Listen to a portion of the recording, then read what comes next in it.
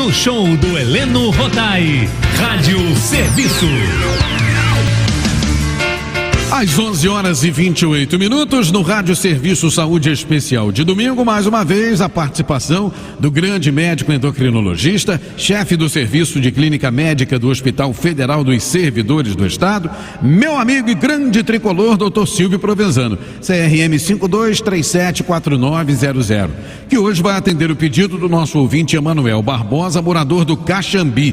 Ele nos contou que recentemente, após realizar alguns exames, foi diagnosticado com síndrome do intestino irritável, um problema que atinge muita gente, é muito comum, né? Bom dia, bom domingo, doutor Silvio. Bom domingo, Heleno, aquele beijo para a família Tupi. E falar para Emanuel, é uma boa e uma má notícia. Qual é a má notícia? Você tem intestino irritável. Aliás, e são 2 milhões de casos por ano no Brasil. Pois é. Curiosamente, é mais comum em mulheres do que em homens, mas afeta jovens e depois dos 50 anos. Qual é a boa notícia para o Emanuel? Se ele fez exames e diagnosticaram a síndrome do intestino irritável, que os exames dele estavam todos normais. Então, parabéns, porque não existe, e já estou falando de diagnóstico, um exame que diga, olha, tá vendo, eu não disse que era intestino irritável? Os exames são normais. Tentar explicar essa coisa complicada que afeta tanta gente, como é que a pessoa suspeita, o que causa, se é que a gente já sabe o que causa e por aí vai. Então, para começar, como se manifesta a síndrome do intestino irritável? Então vamos falar dos sintomas da síndrome do intestino irritável. Desconforto abdominal. Distensão, dor, uma dor tipo cólica, que pode se localizar em qualquer parte da barriga. É mais comum na parte inferior do lado esquerdo, mas pode dar embaixo, na região do hipogástrico, como a gente chama na medicina, pode dar um pouco mais em cima, devido à distensão dos gases. Cólicas. Eu posso ter diarreia. Eventualmente, eu posso ter a prisão de ventre. E é muito comum alternar entre uma e outra. Entendi. Samba do crioulo doido, já que a gente está no carnaval. E um sintoma que eu particularmente julgo da maior importância, viu, Heleno?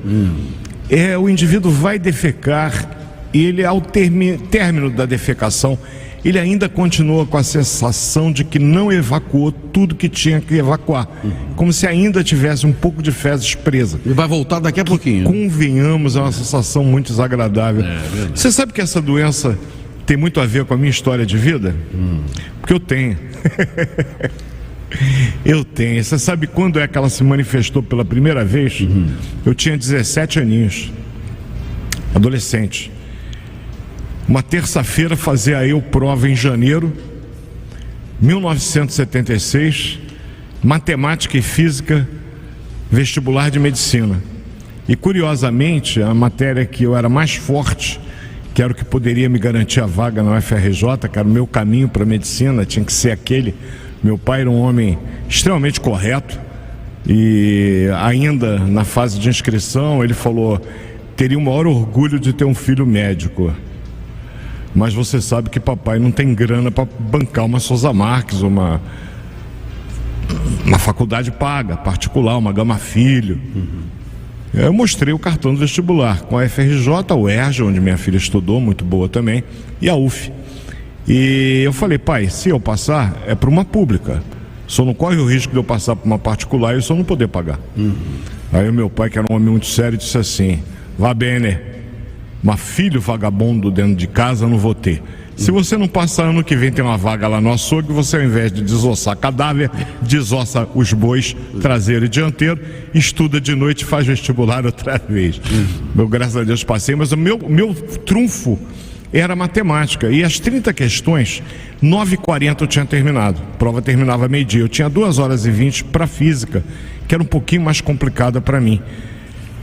Eu falei, opa, aí me deu uma cólicazinha na barriga, eu falei, dá tempo, eu vou no banheiro. Eu chamei o fiscal, ele me acompanhou ao banheiro. Voltei do banheiro 11h25 da manhã. Levei 2 horas no banheiro com a crise do intestino irritável, que óbvio, eu não fazia a menor ideia do que era isso, né? Imaginando se eu tinha comido alguma coisa que tivesse me feito mal. Não, já era a manifestação em função do estresse. Eu já estou dando uma causa. Problemas emocionais podem ser os fatores desencadeantes dessa crise de cólica, diarreia, distensão abdominal. Às vezes alguns alimentos desencadeiam essas crises, sabe, Heleno? Vou te dar um exemplo: cafeína, bebida alcoólica, alimentos gordurosos, sobretudo aquela gordura que faz mal, a gordura saturada de origem animal, frituras. Isso pode estar, digamos, no cerne da crise. E o indivíduo, ele aos poucos vai aprendendo quais são os alimentos que estão associados às crises e, obviamente, por uma questão mínima de inteligência, vai evitá-los. Isso aí. E quais aqueles que são favoráveis. Você vai perguntar por tratamento? Eu vou esperar um pouquinho. Então, o que a família Tupi tem que entender? É muito comum isso que vos fala, tem. Por que que tem? Começou aos 17 anos, quase 50 anos depois ele tem. Sob controle hoje. Eu aprendi uns truques que há anos que eu não tenho uma manifestação. Que bom. Curei? Não, porque ela não cura. Viu, Emanuel? Tem cura não. Mas olha, eu venho fazer o programa na rádio há anos, nunca tive que sair correndo daqui no meio do programa. Então a gente aprende a conduzir isso aí. Tem tratamento, eu vou falar sobre ele.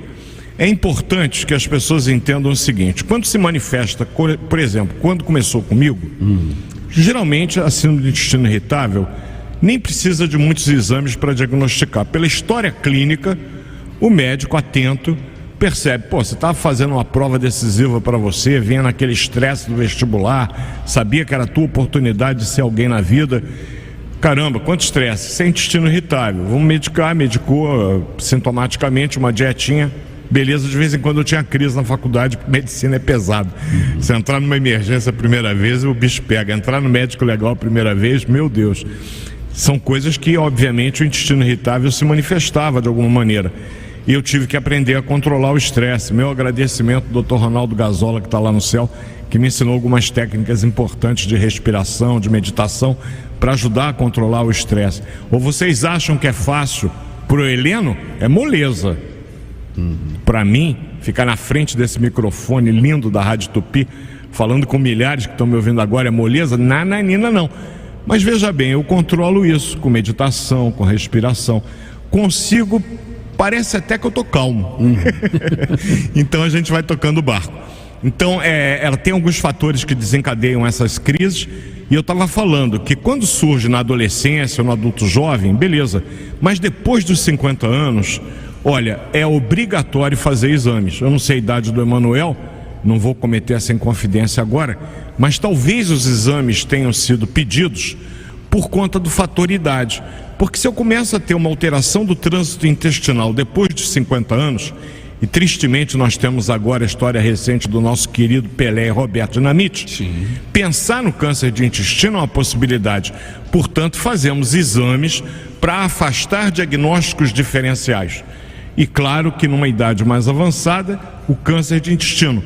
No indivíduo de meia idade, doença inflamatória intestinal, como a doença de Crohn, como a retocolite ulcerativa, como a doença celíaca, faz-se exame de sangue para saber se o indivíduo tem isso, porque aí o tratamento é dirigido para a causa do problema.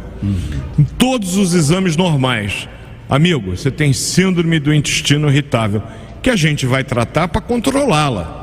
Não é para curá-la, mas ela vai ficar controlada, o indivíduo vai ter uma excelente qualidade de vida. Eu sou testemunha disso, viva, se Deus quiser, por muito tempo ainda. É só ter alguns cuidadozinhos com a dieta, com a alimentação, não cometer excessos com café, com refrigerantes à base de cola, gaseificados e com as bebidas alcoólicas. Tratamento? Falando de tratamento, Heleno, na crise, medicação sintomática, antifisióticos para gases, antiespasmódicos para as cólicas. Eventualmente a gente coloca um Floratil da vida, um Proliv da vida, um medicamento que repõe a flora intestinal, né? É importante, principalmente se tiver diarreia. Às vezes o uso crônico de laxativos, que alguns fazem, faz um quadro muito parecido com a síndrome do intestino irritável. Todas essas medicações, família Tupi, devem ser dadas sob orientação e, se possível, supervisão de um médico. Cabe ao médico, que é o grande responsável, aquele que deveria, a princípio, estudar o mecanismo de ação dessas drogas, prescrever aquela que é mais indicada, porque não existe uma síndrome do intestino irritável igual a outra. Cada paciente manifesta-se de uma maneira. E na dependência dos sintomas é que a gente vai dar o tratamento. Em alguns casos, até terapia a gente recomenda, sabe, Eliano? Mas por quê? Se o estresse estiver na origem desse problema tão sério, por que sério? Porque ele tira qualidade de vida, ele tira produtividade no trabalho. Imagina como é que o cara vai conseguir sair para pegar um BRT e um metrô com cólica, com diarreia. Ele não sai. Ele perde dias de trabalho, isso prejudica ele, a família, é desagradável, acaba perdendo o emprego. Então é importante controlar esse problema, porque é uma doença benigna, não é uma doença que mata, mas por outro lado, pode tirar muito da qualidade de vida quando os cuidados necessários não são adotados. Então a recomendação é: procure um médico, receba a orientação que certamente meu querido Emanuel recebeu, que eu no passado recebi, e a gente vai ter uma vida longeva, tranquila, sem grandes percalços, sem grandes problemas. Nunca é pedido colonoscopia, não, doutor?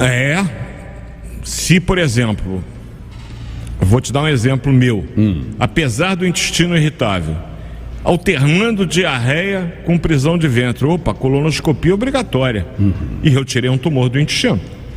Pô, mas você não tinha intestino irritável, não é? Podia ser por causa dele? Podia.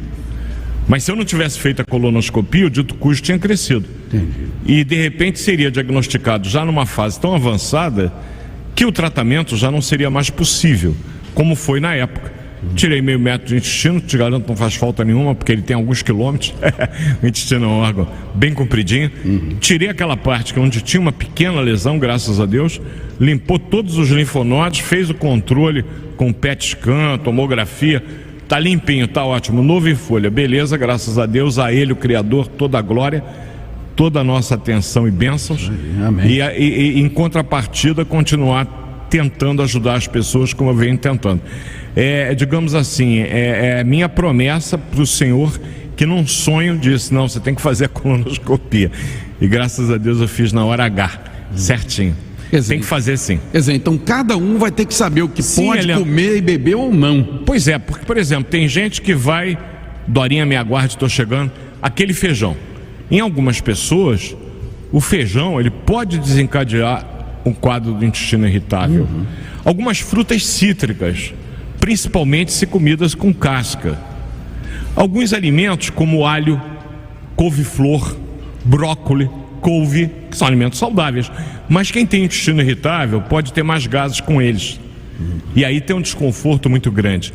A gente acredita que o defeito resida na parede do intestino, onde receptores presentes na musculatura lisa. Você lembra que semana passada você me deu a oportunidade de conversarmos com a família Tupi sobre cãibras. Verdade. E eu comecei o nosso programa explicando que cãibra dá em músculo estriado, esquelético, que é o músculo de contração voluntária. Em contrapartida aos músculos lisos, e citei o intestino como um local onde essa musculatura existe. Mas ele tem receptor que é comandado pelo cérebro. E acredita-se que talvez haja uma hipersensibilidade desses receptores que faça com que a motilidade, os movimentos que o intestino tem, sejam exaltados, aumentados. E eles vão aumentar ou se exacerbar em função de determinados estímulos que podem ser fornecidos pelo estresse, uma noite de sono mal dormida, depressão, tristeza profunda, alimentos como café, chamate, refrescos à base de cola, refrigerantes à base de cola, bebidas alcoólicas, embutidos, hot dog. Quer dizer, isso serve para algumas pessoas, para outras não. Para outras não. E outra coisa, se quando você for ao banheiro, eu tenho intestino irritável, mas você, e é sempre bom observar o aspecto das fezes. Sim. Viu sangue? Procure médico, porque no intestino irritável as fezes têm formatos diferentes. Podem vir ocasionalmente pastosas, às vezes como pedrinhas, bolinhas, mas não vem com sangue nunca. Se veio com sangue, procure médico.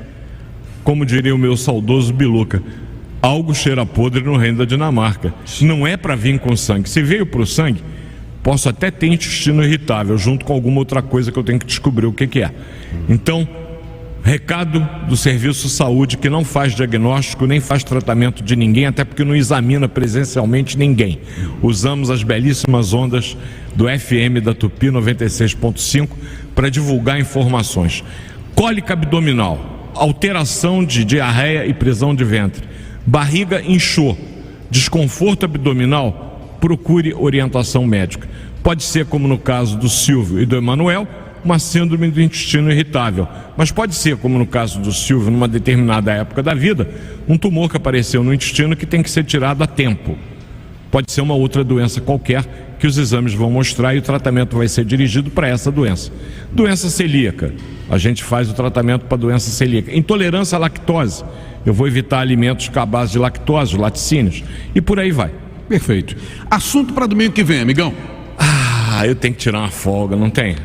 Mas você sabe que não tem jeito, a minha saudade de você é tão grande que eu acabo vindo. Mas eu venho em belíssima companhia, dupla.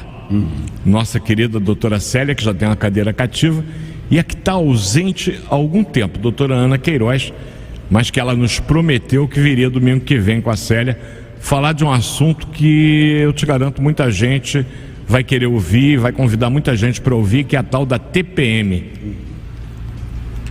E a doutora Ana já não vem Tensão um bom pré-menopausa. Ela é psicóloga e já não vem aqui um bom tempo, está morrendo de saudade da gente, né? E nós dela. Pois é, e a TPM, tanto quanto o intestino irritável, tem aspectos emocionais importantes. E o papel do terapeuta, que é a função, a profissão da Ana Queiroz, maravilhosa, é exatamente dar esse suporte psicoterápico. E ela dá para os pacientes que sofrem de TPM, e convenhamos, família Tupi, eu falo para as nossas ouvintes e para os nossos ouvintes. TPM afeta o casal, não tenha dúvida. Você fala que ela tá bonita, ela rosna. Vamos falar sobre isso. Hein? Pois é, mas é terrível. Poxa, você é tão bonita hoje, meu amor. Aí você sabe que nesse dia você vai fazer feira, nem pergunta o que é para trazer, porque a resposta é: você sabe. Gente, um domingo abençoado. Amém. Até semana que vem, se Deus quiser. Obrigado. Abraço, meu amigo. Bom domingo, boa semana e até domingo que vem. 11h44. Show do Heleno Rotai.